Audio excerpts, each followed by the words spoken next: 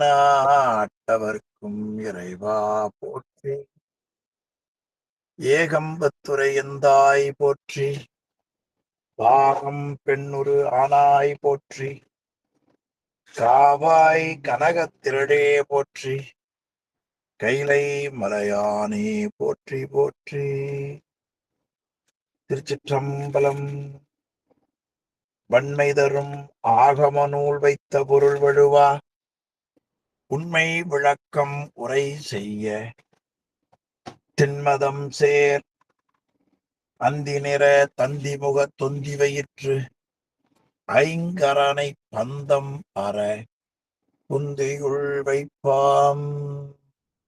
திருச்சிற்றம்பலம். அடியார் பெருமக்களுக்கு வணக்கம். சிவாய நம. எல்லாம் வல்ல சிவகாமி அம்மையுடனாகிய அம்பலமான பெருமானது திருவருட்பெருங்கருணையினாலும் அருபான்மும்மை நாயன்மார்களது குருவருடினாலும்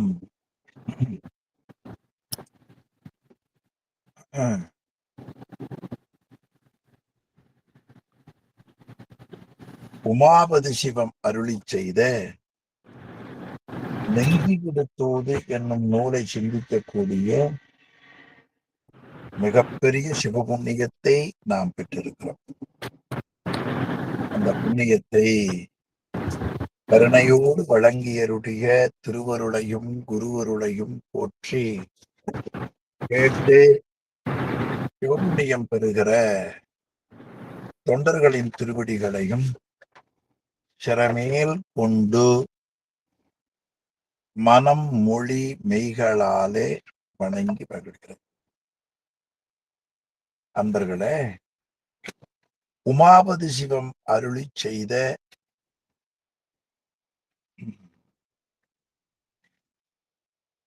நெஞ்சு படுத்தோது என்னும் நூலிலே குருநாதர் திருவீதி உலா வந்த பொழுது அவருடைய அழகிலேயும் அவருடைய செயலிலேயும் தன் அறிவை பறிகொடுத்த ஆன்மா அவருடைய திருவடியை சென்று வணங்கி வழிபட்டு அவரிடத்திலே இருந்து கொன்றை மாலையை வாங்கி வரும்படியாக நெறிப்படுத்துகிற பகுதி இந்த நெஞ்சை தூதாக விடுக்கிற பகுதி. அதில இறைவனை பற்றி சொல்லுகிற பொழுது இறைவன் அறியா இயல்பினான், காணா நலத்தினான், அவன் ஏற்ற பிறப்பை கொடுக்கிறான். அப்படி ஏற்ற பிறப்பை கொடுத்து இறைவன் செய்த உதவியை மறந்து பொல்லாங்கு தூய்க்கும் பொறியலனாக இருந்தேன். அப்படி எனக்கு அறிவில்லாமல் போறனதுக்கு காரணம் கல்லா உணர்வின் மிசையோடு உலகாயதனை கொண்டு புல்லறிவு கொண்டு வில்லிலே இருந்து புறப்பட்ட அம்பை காட்டிலும் வேகமாக தீய வழிகளிலே சென்று கொலை, களவு, காமம், படியின் மிசை தேடி உழன்று திருவருளை தெரியாமல் மனம் போன வழியிலே புத்தியும் போக அகந்தைக்கும் வயது முதிர முதிர உடல் மூப்பால் சோர்வடைய உண்டாகக்கூடிய தளர்ச்சி மிக அந்த உயிரின் துயரம் குறையேன் என்று 4 தலைப்பை நாம் சிந்தித்திருக்கிறோம். 5வது பகுதி சிந்திக்க வேண்டும் என்று கருதுகிறேன். சரிதாம்மா? அம்மா 5வது பகுதி தானே சிந்திக்கணும். ஆமாங்கய்யா. வார்குத்தியில் மயங்கினேன். இது ரொம்ப அருமையான பகுதிங்க. 6 கன்னிகளிலே நம்முடைய உயிருக்கு கருவிகரணங்கள் மூலமாக வரக்கூடிய துன்பம் இந்த செருப்பு தைக்கிற ஊசியை போல. அது நான் சென்ற வகுப்பிலேயே நினைவூட்டினேன். அந்த பகுதியையும் படித்து விட்டோம் நினைக்கிறேன். பொருள் பார்க்கலாம். வைரமே கொண்டதொரு காமனுக்கும் கோபனுக்கும் மோகனுக்கும் மண்டு மத மாச்சரியனுக்கும் இந்த உடல் மூப்பினால் சோர்வடைய உண்டாகக்கூடிய தளர்ச்சி மிக அழியும் உயரம். உயிரினுடைய துயரம் எந்த வகை என்று சொன்னால், வார்க்குத்தியை போல எனக்கு துன்பத்தை கொடுத்தது. அப்படி துன்பத்தை கொடுத்த இடங்கள் ஒரு 54 கருவிகள் காட்டுகிறார். ஒன்று, வைரமே கொண்டதொரு காமன். வைரம் என்பது முற்றியதுன்னு ஒரு பொருள். இரண்டாவது, மயக்கத்தை தந்து கொண்டிருப்பது. இந்த காமம் இருக்கிறதே, அது அனுபவிக்க அனுபவிக்க அது முற்றிக்கொண்டே போகும். அதனால் வைரமே கொண்டதொரு காமன்னார். நாள்தோறும் அனுபவிக்கும் போது முற்றிக்கொண்டே இருப்பது காமம். நீங்க ஒரு செல்ஃபி எடுத்து பழகிட்டீங்கன்னா, யாரை பார்த்தாலும் செல்ஃபி எடுக்கணுங்கிற எண்ணத்தோட ஒரு எண்ணமே வராது. ஆனா திருநீர் பூசுறத பார்த்து யாராவது பூசி பழகலாம்னு எண்ணம் வருதானா? அது வரவே வராது. யாராவது ஒருத்தர் தல யாத்திரை போறாங்க, அதை பார்த்து வருதானா? வராது. ஒருத்தர் ஏதேனும் உலகியல் நிலைகள்ல விருப்பம் இருந்தால் அது வரும். அப்ப இதுக்கு மூல காரணம் என்ன? நெஞ்சு வீடு தூதுல பறித்தோம், உண்மை விளக்கத்துல படிச்சோம், அறியாமையாகிய ஆணவம். எனவே இந்த ஆணவத்தின் செயல்பாட்டின் காரணத்தினாலே நான் நாள்தோறும் அனுபவிக்கிற பொழுது அது வளர்ந்து கொண்டே வருவது. அதனால் வைரமே கொண்டதொரு காமத்திற்கும், நான் கூட நினைக்கிறது உண்டு, இப்ப லண்டன்ல இருந்து, கனடாவில் இருந்து இப்படி பலரும் வந்திருக்கிறார்கள். நீங்க வந்திருக்கீங்க. அந்த இன்னொரு பொண்ணு பேர் என்ன, ரோஹிணியா, அவங்க கமலாம்பிகை இல்லையா, எல்லாம் பல இடங்கள்ல 2 பேர் தான் ஞாபகம் இருக்கு. இந்த உலகியல்ல இவ்வளவு ஒரு அருமையான உலகத்துல வாழக்கூடிய நீங்கள் அந்த உலக பந்தங்கள்ல சிக்காம இந்த நெஞ்சு விடுத்துவதுக்குள்ள வந்தது மிகப்பெரிய வேலை இல்லையா? அந்த காமம்னா விருப்பம்னு அர்த்தம்ங்க. உடல் இன்பம் மட்டும் இல்ல, கண்ணுக்கு, காதுக்கு, மூக்குக்கு, வாய்க்கு இல்லையா? அது ஏசிய போட்டு சாப்பிட்றத சாப்பிட்டு அப்படி ஒரு ஏறத்தாழ தேவலோகம் மாதிரி வெளிநாடுகள். அதையெல்லாம் விட்டு வெறுத்து நீங்கள் வந்தது ஒரு பெரிய வேலை. அது ஒரு வியப்பான செய்தி. நான் பல தடவை எண்ணுவது உண்டு. பொதுவா நான் ஒரு கொள்கை வச்சிருப்பேன். வெளிநாட்டுல போய் சொல்லுகிறத விட நம்ம பிறந்த ஊர்ல நம்ம மக்களிடத்துல நாம சொல்லணும். வெளியில போய் சொல்றதுல என்ன அப்படின்னு சொல்லி நினைக்கிறது உண்டு. உள்ளுக்குள்ள கிராமங்கள்லயும் சொல்லுறது உண்டு. நிறைய இடங்கள் நான் பகுதியில சொல்லி கொண்டிருக்கிறேன். ஆனாலும் கூட இந்த வெளிநாட்டுல போய் இன்னும் மோகத்துக்கும் காமனுக்கும் அகப்படாம சில ஆன்மாக்கள் கடைத்தேறி இருக்கிறதே, அப்படி நினைக்கிற பொழுது, நீங்க கேட்கிற பொழுது என்னால மறுக்க முடிவதில்லை. இதுதான் காரணம். அப்ப சரி, உங்களை பார்த்தாவது அந்த மாதிரி உலகையில பந்தப்படாம சிவத்தையே பந்திக்கிற எண்ணம் நமக்கு வரட்டுமேன்னு கூட ஒரு சில நாள் நினைப்பது உண்டு. எனவே வைரமே கொண்டதொரு காமனுக்கும் அடுத்து கோபனுக்கும் மோகனுக்கும். இந்த கோபத்தை வெல்றங்கிறது ரொம்ப கஷ்டம். ஆமா, ரொம்ப கஷ்டம். அது சுவாமி கருணை இல்லைன்னா முடியவே முடியாது. எப்படியாயின்னு வந்துடும்.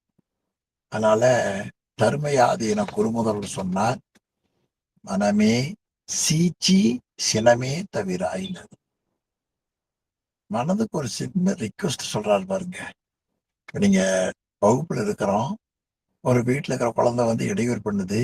கம்முன்னு இருப்பா, அம்மா வகுப்புல இருக்கேன், முடிச்சு பேசலாம் அப்படின்னா சில நேரம் சும்மா இருக்கும். ஆனா அந்த கோபம் கம்முன்னு இருக்குங்கிறீங்களா, நல்ல இடத்துல நம்மள சின்னாபின்னப்படுத்துவது கோபம். அவ்வளவு பெரிய கொடுமையானது இந்த கோபம்.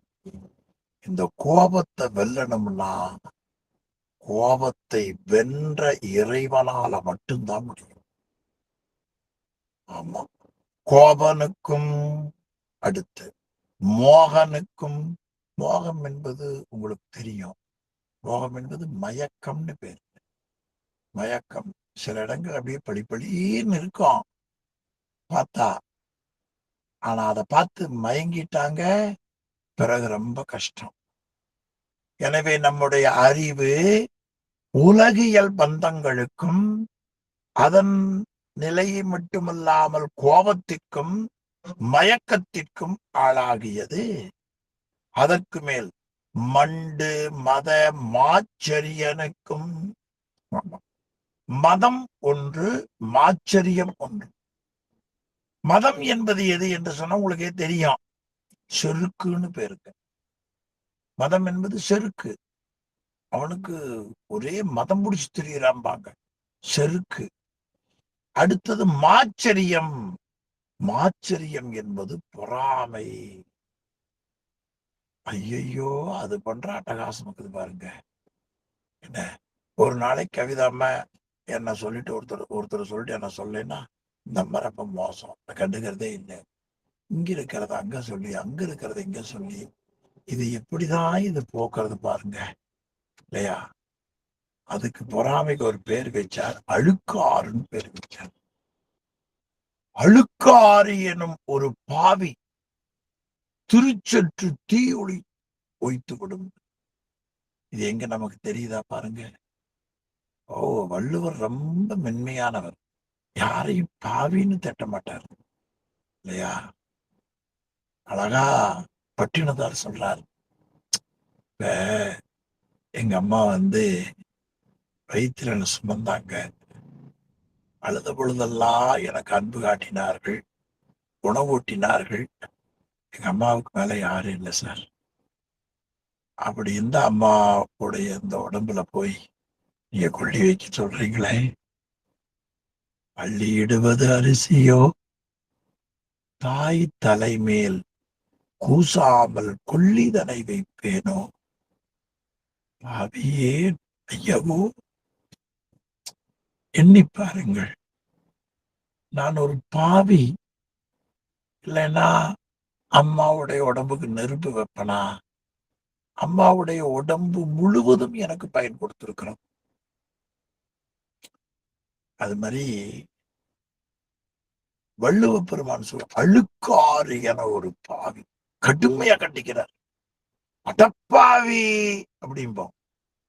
அது மாதிரி அது என்ன செய்யும்னா, டேய், அது உனக்கு வந்தது திருச்சற்று, உனக்கு இருக்கிற செல்வம், உயர்வு, புகழ் எல்லாம் அழிச்சு, அதுக்கப்புறம் தீயொளி உய்த்து விடும்னார். கு சுந்தரமூர்த்தியை சொல்லுவார் பேராசிரியர்.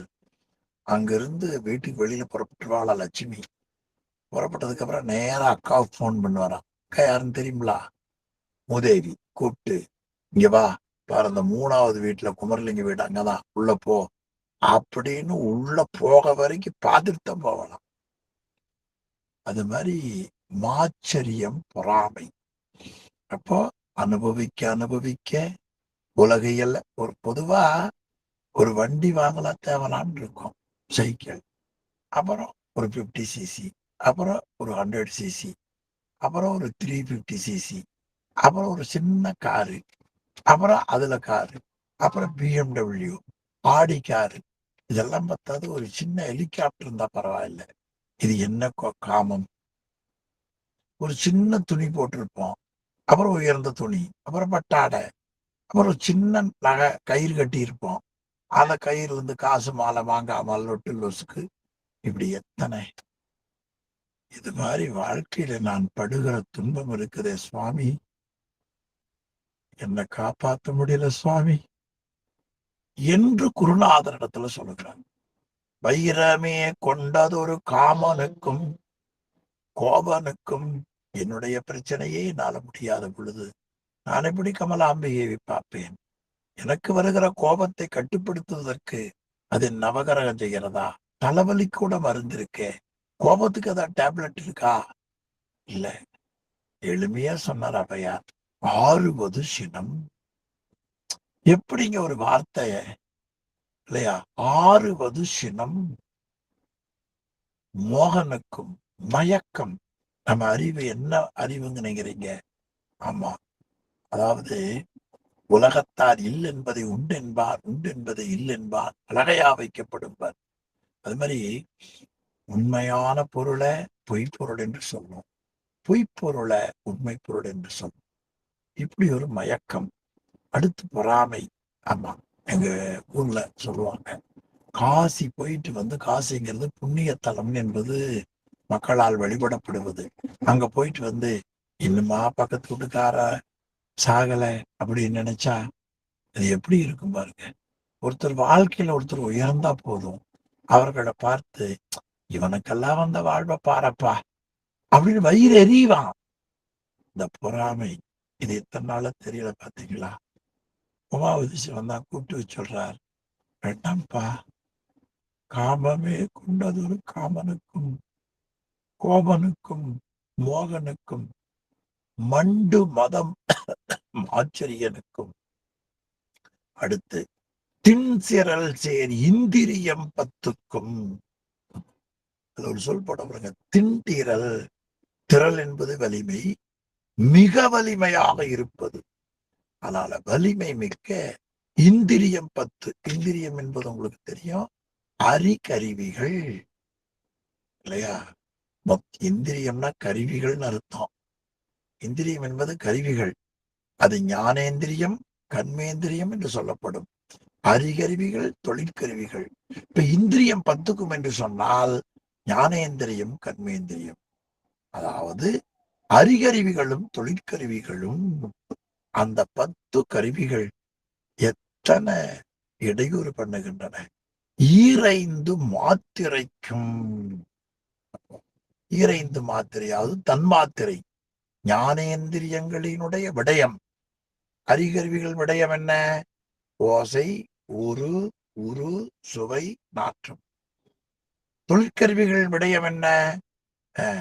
கொடுத்தல், பேசுதல், கொடுத்தல், நடத்தல், இடுதல், ஏற்றல். ஈரைந்து மாத்திரைக்கும். அந்தமிலா பூதங்கள் 5க்கும். முடிவில்லாத பூதங்கள் 5க்கும். இதெல்லாம் உண்மை விளக்கம் படிச்சதுனால எளிமையா நமக்கு தெரிகிறது.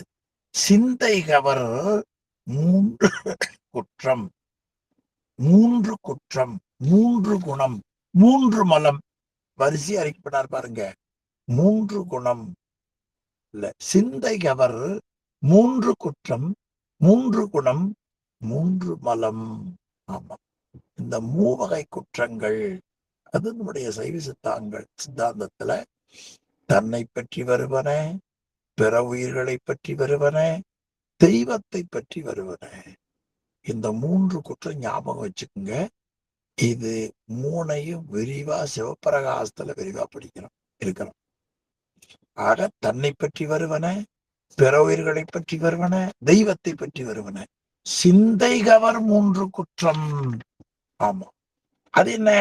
சிந்தைகவர் ஆமா என்றால் சித்தத்தை அப்படியே ஈர்க்கக்கூடிய நிலையில இருக்கக்கூடிய 3 குணம். அதன் பிறகு 3 குற்றம், 3 குணம் உயிர்களுக்கு